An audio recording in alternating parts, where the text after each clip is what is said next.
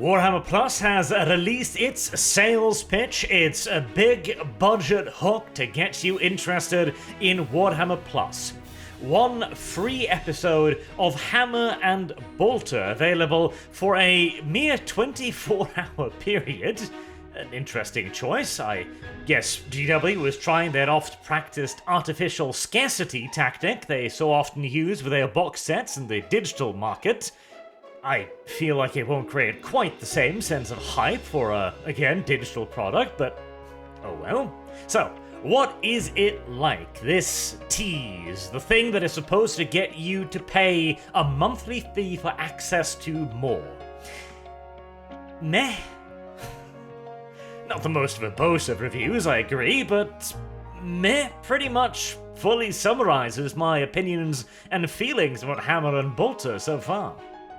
I'll have little snippets of it running off to the side here alongside the now oft-used warp squirrel. The animations are the most obviously meh parts. They're not awful, but they're certainly not great.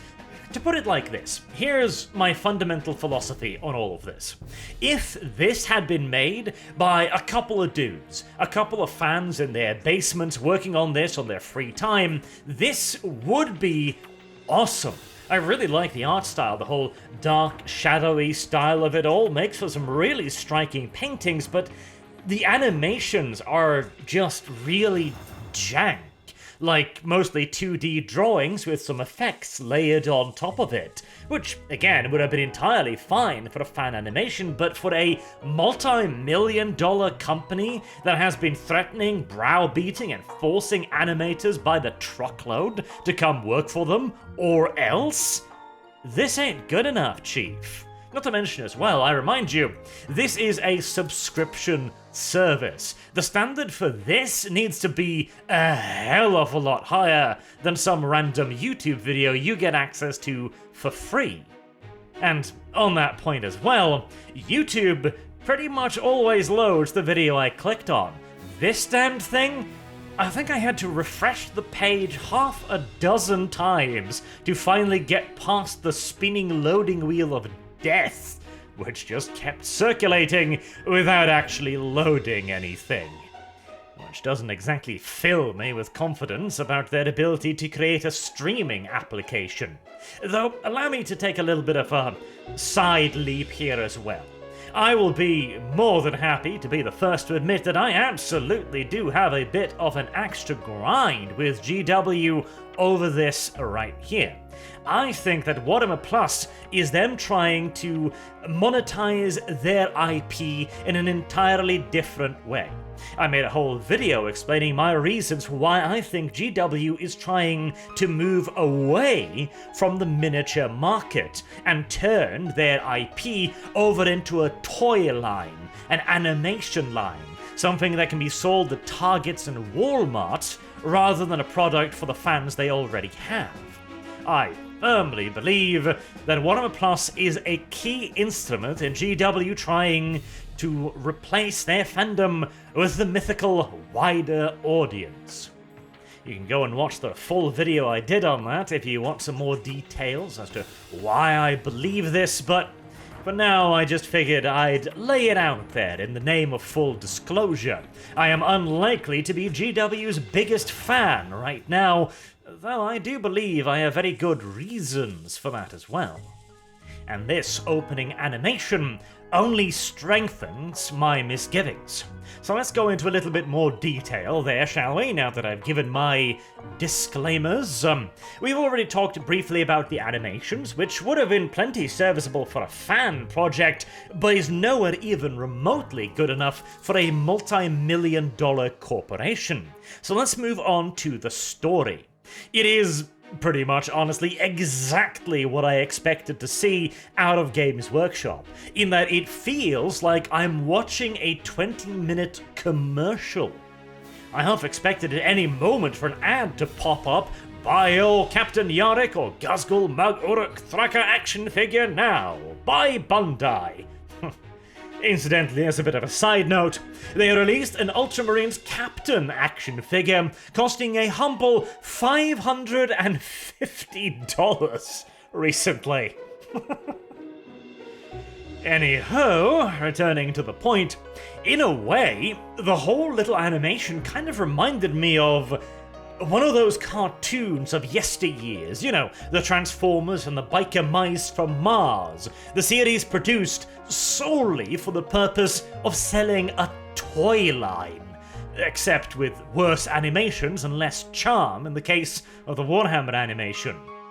And I remind you again, this is supposed to be the sales pitch. This is their opening move, the thing that's supposed to wow you so much that you're willing to fork over a monthly subscription fee.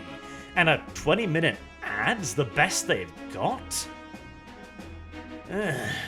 Doesn't bode particularly well. Another aspect of the story that I take some umbrage with is the fact that it is delivered almost entirely via orc narrator, which is cute for the first 5 minutes, but for the remaining 15, it starts to get a little bit grating. And with no subtitles, which is a ridiculous idea, I imagine for a non-native English speaker it'd be a bit of a nightmare to figure out what the hell the orc is actually saying. I mean, I had some troubles at times, and I consider myself fairly fluent in the English language. The only non-orc voice lines is a couple of lines for Yarick and one line for a random female that gets shot instantly. Rightio then, storytelling is not going to be the main strength of the Warhammer animations very well, and they don't have to be either. Astartes had an excellent story with a lot of mystery and intrigue without so much as a single voice line. Though I am a little bit annoyed at the fact that there was no credits at the end section. You've got voice actors here, and you are a corporation. You should have a credit roll for the people involved. And speaking of credit, I do have some to give for Games Workshop, as the music design I thought was very nice. It fitted in super well with the series overall. It didn't get in the way, but it gave a certain sense of urgency and action when required, so I quite liked the music. The effects, on the other hand, I absolutely hated, particularly the sound of the Blood Angels bolt guns. What the hell? They make like a thud sound. What the? Who the hell decided that was a good sound for bolt weapons? Ryarik's bolt weapon as well has this kind of tinny, clinky sound to it, which is used also for las guns and at one point a tank cannon. You know, the effects are not very good at all, I think. The set-piece design, this is probably also another point where I do give them some credit. Again, the 2D art I really kind of liked. The heavily shaded style is pretty damn nice, and the interiors, when you get to see them, such as on the orc spaceships, for example, are also quite nice in 40k, dark, brutal, and grim looking. That was quite cool. But at the same time, that is also the absolute base layer that you would expect from, well, the company that quite literally owns the setting.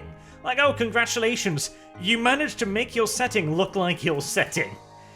Somewhat hollow praise, I suppose, but it's something, I guess. All in all, I'd give this a 5 out of 10, middle of the road, mediocre, nothing particularly interesting, certainly nothing mind-blowing or particularly impressive. Hell, even 5 feels a little generous, honestly.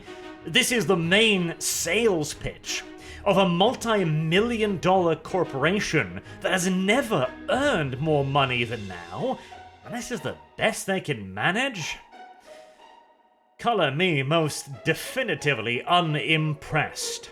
And another little tidbit as well is a line at the bottom of the page where the free preview was available, where it is written, quote, "The service will update with new content every Wednesday, including deep dives into background fiction in Loremaster, Battle Report episodes, and expert painting tips from the Citadel Color Masterclass," end quote. Now, the very charitable way of interpreting that would be that it updates with several new episodes every Wednesday, which would be the least I'd expect. Again, this is a massive company producing YouTube videos. I'd be expecting one a day, frankly. And the less charitable way of reading that is that you'll be getting one video every week, which would be absolutely abysmal.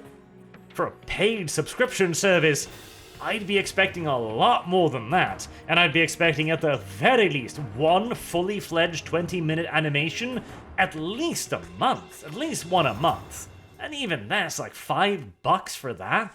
$5 for this quality, which I used to get like every day as a cartoon back in the day. I'm sorry, GW, but you're gonna have to try a lot harder than this if you're gonna be convincing me that Warhammer Plus is worth getting. So, as far as I am concerned, if you're gonna boycott anything, make it Warhammer Plus. Because it seems to be the smallest sacrifice you could make.